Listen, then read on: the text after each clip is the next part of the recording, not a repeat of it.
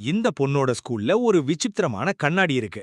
அதுல நாம கேக்குற ஆசையெல்லாம் நிறைவேறும்னு எழுதி போட்டிருக்கு.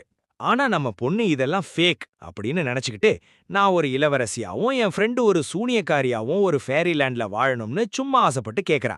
இவ கேட்டு முடிச்ச அடுத்த செகண்டே அந்த கண்ணாடி இவங்க ரெண்டு பேரையும் அப்படியே உள்ள புடிச்சு இழுத்துக்குது.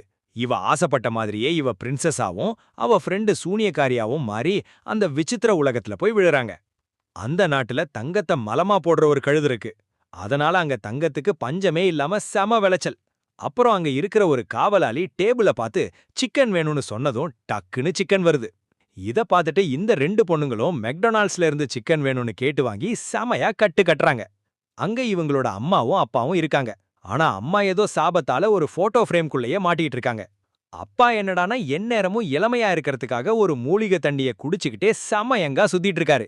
கடைசியில இந்த மேஜிக் கண்ணாடிய வச்சு அவங்க எப்படியெல்லாம் ஜாலியா வாழணும்னு நினைச்சாங்களோ அப்படியெல்லாம் வாழ்ந்துட்டு அதே கண்ணாடி வழியாவே திரும்பவும் அவங்களோட பழைய இடத்துக்கே வந்துடுறாங்க.